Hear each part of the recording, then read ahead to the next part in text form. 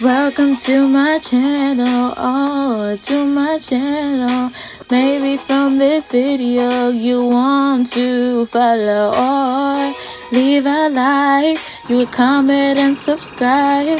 Don't be shy, I'll tell you what I like. Hey guys, it's Julie. I just want to start off the video by saying today we're going to be doing the second segment. No, wrong thing. That's just.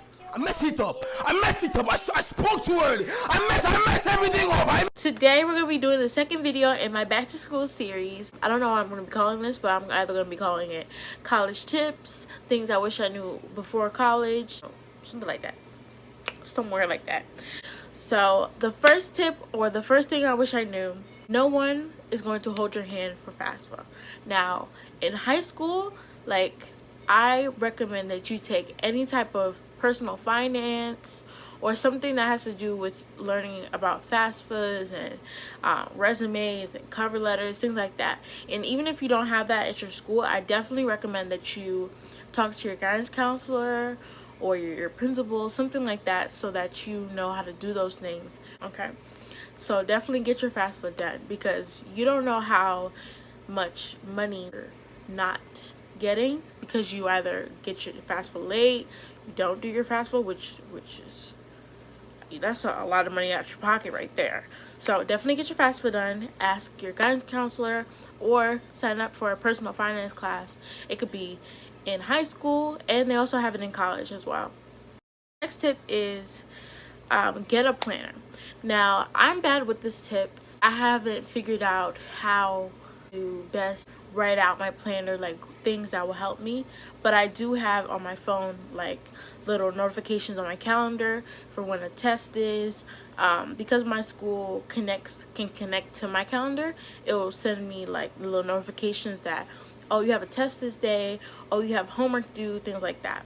So if your school has that, definitely try to find out. Use alarms for your classes. People think, no, I got this. Like, I can remember, oh yes, I have class at 3 and it's 2:30 right now. I'm gonna remember to go to start walking to class at a certain time. No.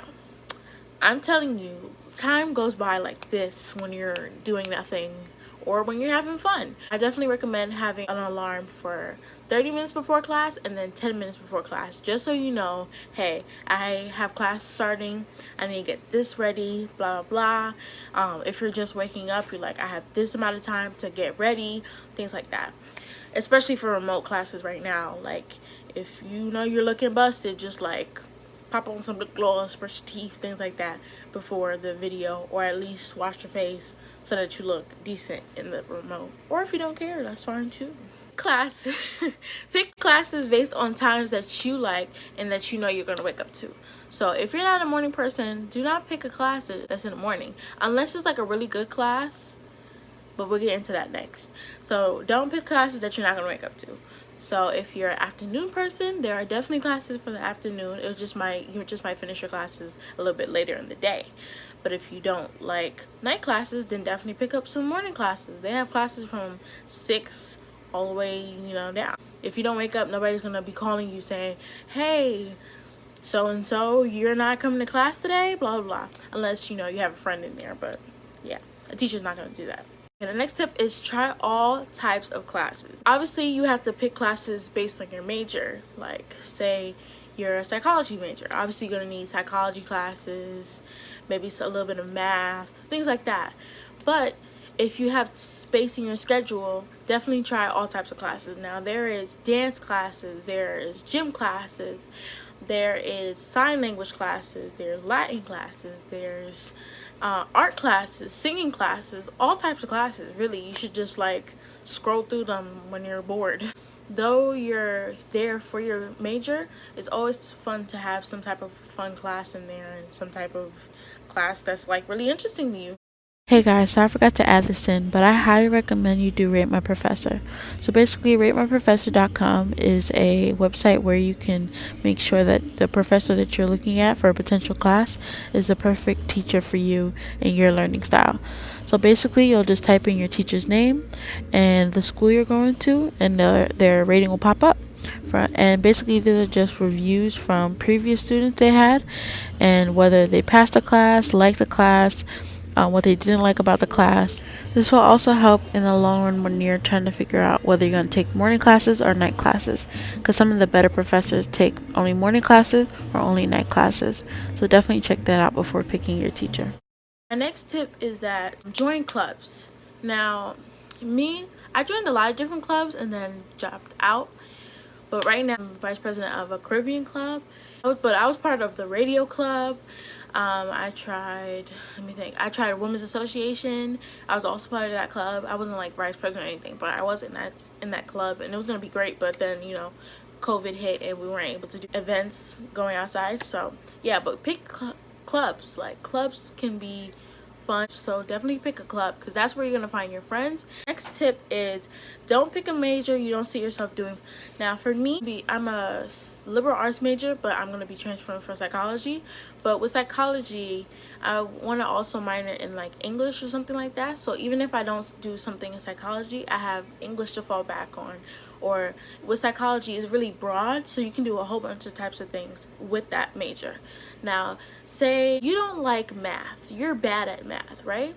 Don't really pick a major that has finances in it, because you're not going to enjoy it. If you feel like you can really like build up to math and you think like you could really do it, you could see yourself doing that all the way down the road, then yeah, I guess do it. But if you know you don't like math, you're bad at math, you've been bad at math for a while, and you don't see yourself really taking math seriously, don't pick something like a finance class. It just won't work, and you'll just be spending money that you don't have, or maybe you do have. That's on you, but it's really a waste of time and money. My next tip is join an EOP club or any type of program that says something about educational opportunities, because with that, they are a side program inside your school where they'll help you with your classes, they'll help you find scholarships, things like that. They're like a guidance counselor, because the guidance counselors in your colleges, they're for everyone. Everyone has access to it. But with an EOP program, it's just a small group of kids, so you're more likely to get the help you need rather than trying to go to your main school's guidance counselor. And also, that's also where you can make more friends. My next tip is work study is your friend. Now I do work study at my school along in the EOP program that I was talking about. Now with work study, it's just like really nice to have. It's like a little money on the side. So with the work study, they don't make you do a lot. You'll just do like a little, maybe like answering the phone, doing some paperwork, things like that. But most of the time you could just study and you'll get paid for it. So definitely, if you are eligible to do a work study, definitely I say try work study. It's just money in your pocket, and yeah, who doesn't love that? The next tip is for my people who have anxiety or test anxiety, things like that. If you get a bad grade in a test, it is not the end of the world. Now with this, I sometimes have a hard time with this, because especially like with hard classes like math or science, I take it to heart. Now it's not going to be the end of the world, because they'll talk to you. They'll be like, hey, I noticed that you had a bad grade on this test. Do you feel like you need more help? They'll most likely have math centers or science centers or whatever class you need centers at your school, and you can go there for help. Yeah, so don't think like, oh my god, I'm gonna fail, I'm not gonna be able to graduate, things like that.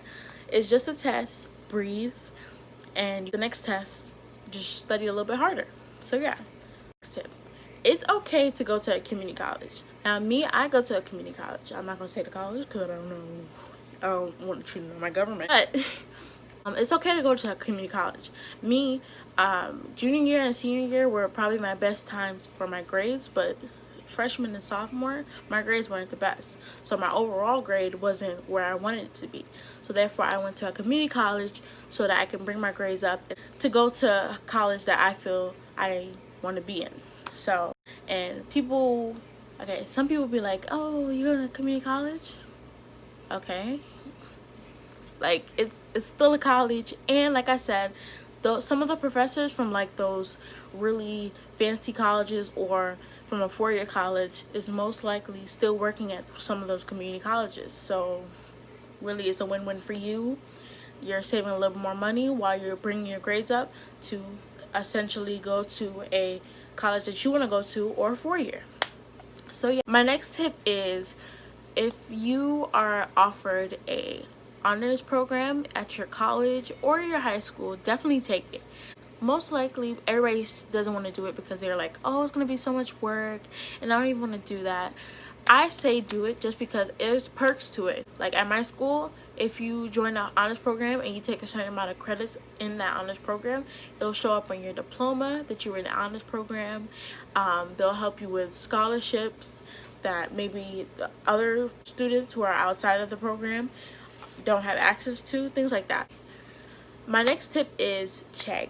Now Chegg is a online website where you can buy or rent textbooks. Now that's where I got my textbooks back in like freshman year. Basically, Chegg is a really good place to get textbooks, not all of the time. Now when you're buying a textbook from Chegg, I really recommend you get it early, just because when it's earlier in like the school year, the textbooks are low. Now one time, I think it was like psychology textbook, I got to rent it for like $10, $11, and got to just send it right back. They'll give you a postage stamp thing that you put it on a package to send it back to them, and it's super easy and it's super quick. So definitely go check out Chegg.com. Obviously not sponsored, but it's a really good textbook place. Also, besides Chegg, there's also Amazon. Now Amazon's like a little wonky sometimes just with the packaging, but Amazon does have textbooks for fairly cheap, and you can also get them like used, so that'll be even cheaper. Definitely check out Chegg and Amazon. Okay, and my last and final tip is, even when it's hot outside, bring like a light jacket with you, just because in certain buildings, especially in my campus, it gets really cold, and like if you're wearing a short sleeve t-shirt and you're going into class with like a freezing class, you're gonna be like, and then you're not gonna be able to focus. So definitely try to get a light jacket. Okay guys, that is all my tips. Thank you so much for watching. Don't forget to like, comment, and subscribe. Don't forget to press that notification bell every time I post, and you can see more videos to come in my back to school series. Thank you so much for watching, guys. Bye.